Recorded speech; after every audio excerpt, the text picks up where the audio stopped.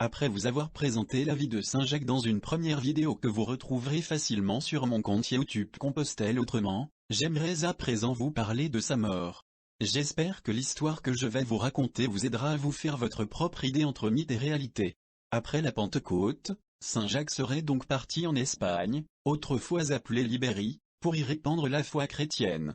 Son discours devait être peu convaincant, puisqu'il est revenu en Judée quelques années plus tard, ayant à peine converti 9 disciples.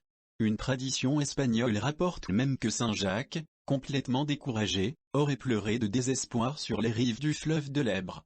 C'est à ce moment-là que la Vierge portée par des anges, lui serait apparue en songe pour l'inciter à persévérer. Saint Jacques l'aurait vu une deuxième fois à Muxia dans une petite commune côtière située en Galice dans le nord-ouest de l'Espagne. On peut visiter aujourd'hui le sanctuaire de Nostra Señora de la Barca construit à l'endroit de cette apparition. À la suite de sa vision, Saint Jacques décida finalement de laisser à ses 7 disciples la tâche de continuer de prêcher la bonne parole en Espagne. Il préféra rentrer à Jérusalem pour soutenir les chrétiens alors persécutés par les juifs traditionalistes. Un jour alors que Saint Jacques prêchait avec sa communauté, une émeute se souleva contre lui. On le conduisit de force auprès du roi de Judée, en disant de lui, « Il séduit le peuple, il mérite la mort. » Hérode, homme féroce et sans pitié, commanda d'exécuter Saint Jacques. Il a été sacrifié, car après la mort de Jésus, il aida grandement à fonder la première église de Jérusalem. C'est pourquoi il devait subir aux yeux du peuple un châtiment exemplaire. Après avoir été torturé, Hérode ordonna qu'il soit décapité par l'épée avec l'interdiction d'être enterré. C'est un prénommé Josias, qui l'aurait dénoncé soutenant son accusation devant le tribunal, mais qui fut tellement bouleversé par le courage de l'apôtre qu'il se convertit à son tour en se déclarant chrétien. Conduit au supplice avec sa victime, il supplia Saint Jacques de lui pardonner.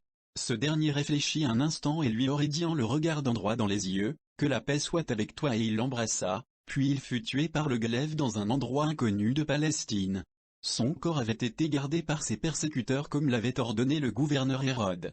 Son exécution provoqua immédiatement un soulèvement populaire. Il devient ainsi l'un des premiers martyrs chrétiens à verser son sang et à mourir pour Jésus après saint Étienne, mais Jacques fut le seul apôtre dont la mort est rapportée dans les textes du Nouveau Testament. La légende prend ici le relais aux Saintes Écritures.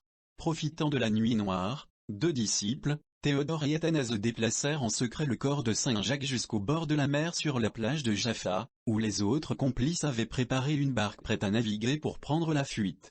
Portés par les courants et les vents, ils franchirent le détroit de Gibraltar guidés par des anges, et remontèrent le long de la péninsule pour venir s'échouer sur la côte cantabrique à l'embouchure de la rivière Ula, non loin du port romain, d'Iria Flavia. Arrivés sur la terre ferme, Théodore et Athanase cherchèrent rapidement un endroit où enterrer Saint Jacques. Ils demandèrent à la reine Païlène Lupa, qui gouvernait alors cette région, quel serait l'endroit le plus approprié. Pour les empêcher d'inhumer leur maître sur ces terres, celle-ci leur aurait ordonné de transporter la dépouille à 20 km de là et les contraint d'atteler la charrue transportant le cercueil dans un char tiré par des taureaux sauvages.